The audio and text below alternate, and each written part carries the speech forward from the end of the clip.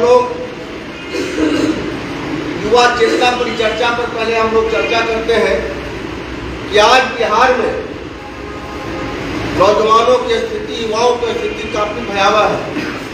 बिहार की आबादी का कुल लगभग 62.3% बिहार में युवाओं की आबादी है। बिहार में जितनी आबादी है उसका 62.3% युवाओं की आबादी है। और युवाओं के रोजगार देने के लिए, युवाओं को भविष्य को संभालने के लिए इस राज्य सरकार के पास न कोई नीति है और न कोई विजन है।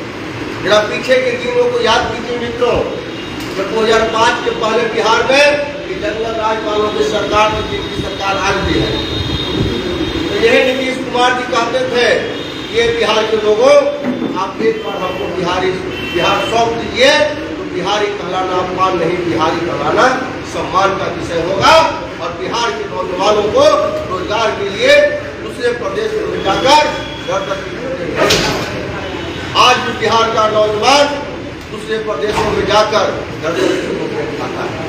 हम एक आंकड़ा आपको कहना चाहते हैं, बिहार के बाहर देश के दूसरे राज्यों और विदेशों में लगभग 4 करोड़ बिहारी काम करते हैं।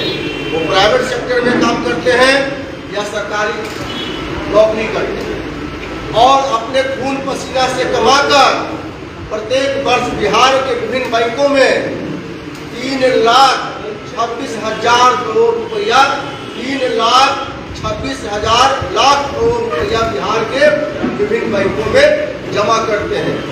साथियों, अब इतना पैसा बिहार के लोग खून पसीना से काम कमाते और बिहार के बैंकों में जमा करते हैं, और जब बिहार का नौजवान इस राज्य सरकार से रोजगार के लिए लोन मांगती है, ऋण मांगती है, तो साल में कितना मिलता है? मात्र 30 करोड़। अब सोचिए, यह राज्य सरकार के पास नीति नहीं रहने के कारण, इनके पास विजन नहीं रहने के कारण जो है, जो बाहर की कंपनियां हैं बिहार राज्य में निवेश करना नहीं चाहती। बिहार राज्य में क्यों नहीं निवेश करना चाहती है?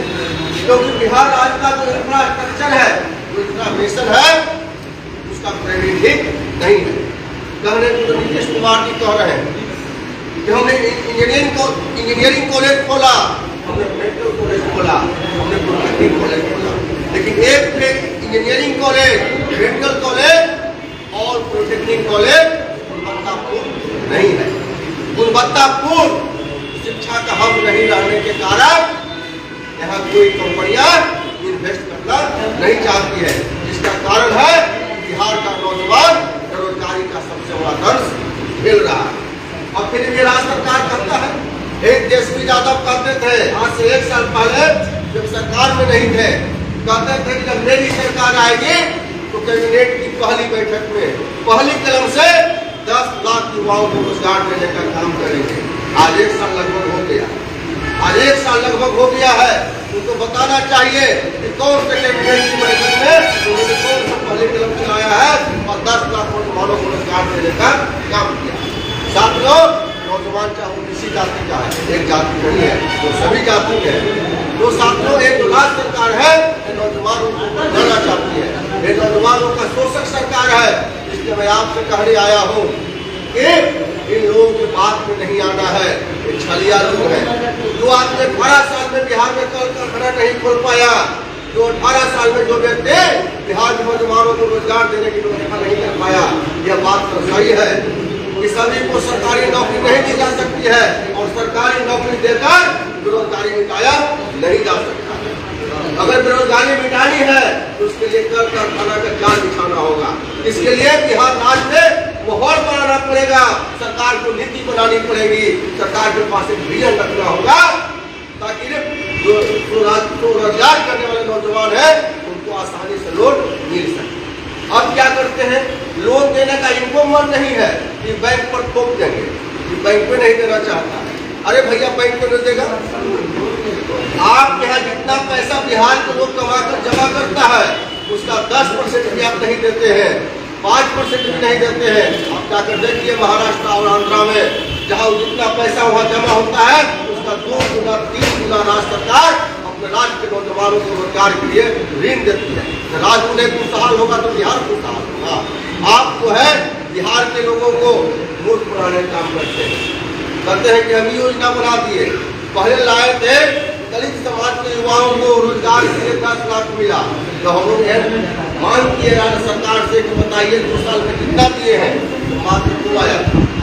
2 साल पहले घोषणा हुआ कि यदि पिछड़ा समाज के नौजवानों को रोजगार देने के लिए 10 लाख रुपया मिलेगा, 5% सब्सिडी आएगा। जब हम लोगों ने RTI से मांग किया तो बहुत बिहार में मिला 6 महीना के बाद। आप तो इस तरह से बिहार के नौजवानों को छलना चाहते हैं। एक जाहिर सी बात है कि देश के विभिन्न राज्यों में कुछ भी घटनाएं होती है तो सबसे ज्यादा बिहार का आंकड़ा आता है, कितना बिहारी मजदूर मर गए, कितना बिहारी नौजवान इस चीज में मर गए। क्यों? इसका मतलब है बिहार में भारी संख्या में बिहार का नौजवान दूसरे प्रदेशों में कट रहा है। क्यों कट रहा है? क्योंकि आपको कहने से नहीं होगा, ये आंकड़ा बताता है कि अगर बिहार में रोजगार मिलता तो वहाँ लोग नहीं जाते। कौन नहीं चाहता है कि हमको अपने घर में रोजगार मिले? कौन नहीं चाहता है कि अपने हम बाल बच्चों के माँ बाप के साथ रहकर उनके साथ रोजगार करें? नहीं मिलता है, मजबूरी में अपने बाल बच्चों और बूढ़ा माँ बाप को छोड़कर लोग दूसरे प्रदेशों में जाता है और वहाँ पानी खोलता है। तो ये लोग का यही हम कहना चाहते हैं नौजवान साथियों से कि आप लोग जहाँ जाइए, चौक चौराहा पर, चाय की दुकान पर, पान की दुकान पर, आप एक माहौल बनाइए। जब तक एक बिहार में सरकार रहेंगे, नौजवानों के लिए घर कर खाना का कोई इंतजाम नहीं होगा। अगर चाहते हैं कि बिहार नौजवानों का भविष्य संभले तो एक बार राष्ट्रीय लोक जनता दल को अपना विकल्प चुनिए, उपेंद्र कुशवाहा जी को अपना विकल्प चुनिए और उपेंद्र कुशवाहा जी के नेतृत्व में चाहे जो फैसला हो उस फैसले के साथ हम लोग बिहार में सत्ता परिवर्तन करने का काम करें। ये तो है अब झूठ मूठ समाज पैदा करेंगे, तब इस समाज का मीटिंग करेंगे तो उस समाज का मीटिंग करेंगे। कल सुबह का मीटिंग बुलाए हैं सेवावास में, अभी का यही काम बच गया है। अब इनको काम पर भरोसा नहीं है, अब इनको जो है ना जात के मीटिंग को लागो इसी पर भरोसा है। साथियों हमको साफ कहा था नीतीश कुमार जी 2020 में आप चुनाव कैसे लड़े थे? 20 में भी आप चुनाव लड़े थे, बिहार की जनता ने आपको जंग लगा के खिलाफ मैंडेट दिया था। आपने कहा था 15 साल बना 15 साल, आपने 15 साल बना 15 साल का लड़ाई लड़ा था। और जब आप सरकार में आए, बिहार के लोगों ने आपको सरकार में लाया तो आप किसके साथ चले गए? फिर वही आप जंगल राज्यपालों के साथ चले गए। जब इनका महागठबंधन में चले गए नीतीश कुमार कुशवाहा जी ने कहा कि हम लोग इसलिए विलय किए थे कि जिस आधार का राजनीति जनता दल यूं करता था, उसी आधार का राजनीति उस समय राष्ट्रीय लोक समता पार्टी करती थी। और पूरा बिहार में सभी क्षेत्रों में हम अलग लड़े, जिसका नतीजा हुआ कि जनता दल और राष्ट्रीय लोक समता पार्टी का दोनों आपस में वोट बट गया और नीतीश कुमार सीधे आ गए कितना पर 45 पर। और जब इस घटना हुआ तो जंगल राज्यपालों का जो मन में है बहुत खुशी हुआ और उन्होंने कहा कि अब लालटेन बिहार में जल जाएगा, क्योंकि एक आधार पर 2 पार्टी खड़ी हो गई है। उपेंद्र कुशवाहा ने कहा कि नहीं, हमको जितना नुकसान हो जाएगा लेकिन बिहार में पुनः हम लालटेन को जलने नहीं देंगे। इसी का नतीजा था कि हम लोगों ने नीतीश कुमार के बुलावा पर नीतीश कुमार बुलाकर कुशवाहा कहे उपेंद्र जी बहुत ही मुश्किल से बिहार में उसको समाप्त किया गया है और अगर आप अलग लड़ते रहिएगा तो आपका जो हाल होना है हो ये रहा है, मेरा भी बुरा हाल हो गया है। इसलिए आइए दोनों भाई एक हो जाइए, आगे कोई दिक्कत नहीं होगा। इनके बाद में भरोसा करके हम लोगों का सब कुछ त्याग किया और अपनी पार्टी का विलय किया।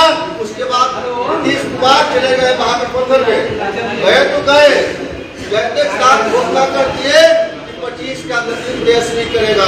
अरे भाई, जिसने बिहार में जंगल राज किया, जिसने बिहार में खौफनाक मंजर किए सरकार स्थापित की, जिसने बिहार को लहूलुहान किया, जिसने बिहार में हजारों नौजवानों को शहीद किया, हजारों महिलाओं को विधवा बनाया, उस परिवार का व्यक्ति को मुख्यमंत्री नहीं मान सकते हैं। नहीं हो सकता है नीतीश कुमार जी, हम नहीं मानेंगे। हमको जो कुछ भी करना पड़ेगा हम करेंगे, लेकिन उस परिवार से किसी व्यक्ति को मैं मुख्यमंत्री नहीं मान सकता हूँ।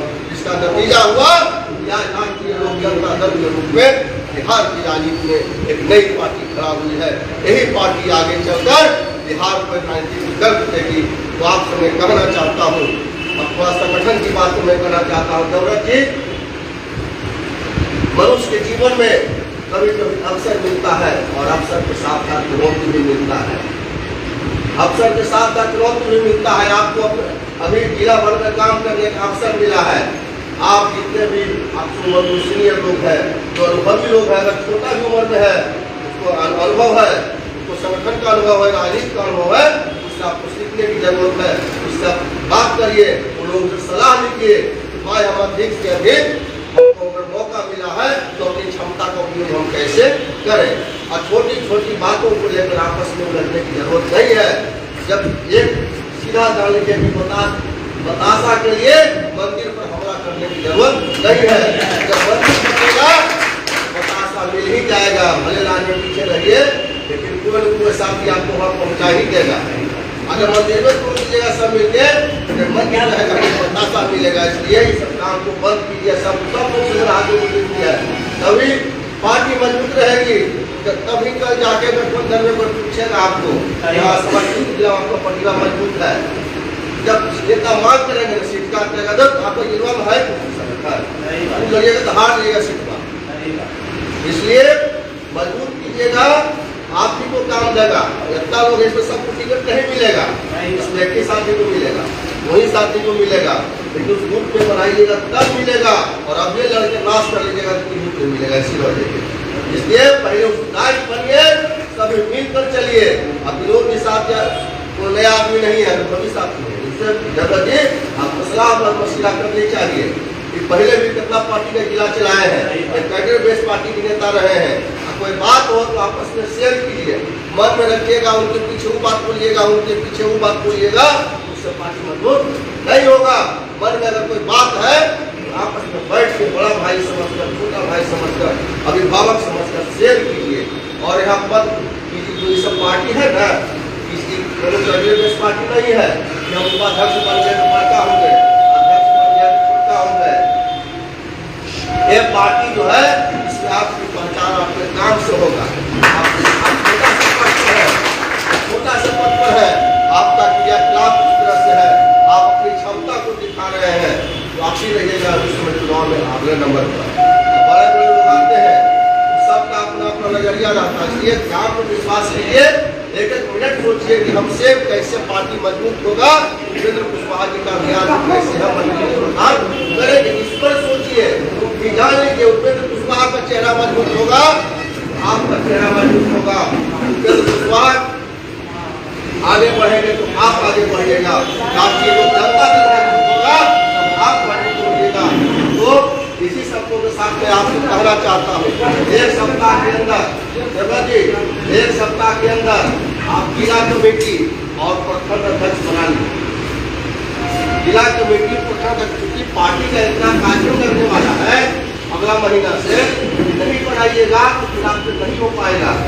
फिर आपको फुर्सत नहीं देंगे, आपको एक के काम के वो समझ देना कि और पार्टी का आगे काम करना है। पटना में विशाल युवा सम्मेलन होना है, छोटा मोटा नहीं होना है, बस जिला से पार्टी जिला सम्मेलन के बाद इसलिए कर रहे हैं कि इसको अविलंब जल्दीबाजी में पूरा कीजिए। आगे बहुत लोगों को लंबी दूरी तय करना है। इसलिए आपसे निवेदन है, सभी लोग से मेरा पूरा निवेदन है, कोई साथ नहीं होना, बाबू भैया हो, भाई कोई है, सब आपस में मिल के बैठिए। देखिए भाई, कहीं से भी हम एक साथी को भी कहते हैं क्या छोड़कर हमारा क्या मतलब है, तो हम इनका खिलाफ नहीं कर रहे हैं। अगर हम कहते हैं ये विक्रम की नहीं जाना है विरोध निशान खिलाफ, तो वह दूसरे विरोध निशान कमजोर नहीं होंगे, उससे उपेंद्र कुशवाहा कमजोर होंगे, जनता दल कमजोर होगा। जब उपेंद्र कुशवाहा कमजोर होंगे, बाकी लोग जनता दल कमजोर होगा, तो हम भी कमजोर हो जाएंगे। उनकी मजबूती पर ही मेरी मजबूती है। इस बात का हमेशा ख्याल रखिए कि आप किस जमीन पर खड़ा है, उसके अगल बगल मत फरमाइए। अगल बगल फरमाइएगा तो मट्टी भर के आप भी गिर जाएंगे। इसलिए पार्टी को मजबूत बनाइए, सब मिल कर चलिए, कोई बात हो तो शेयर करिए। यहाँ कोनो घर खेत के झगड़ा है कि हमारे दुख की प्रमाणी करिए, विरोध निशान हमारे दुख की प्रमाणी करिए,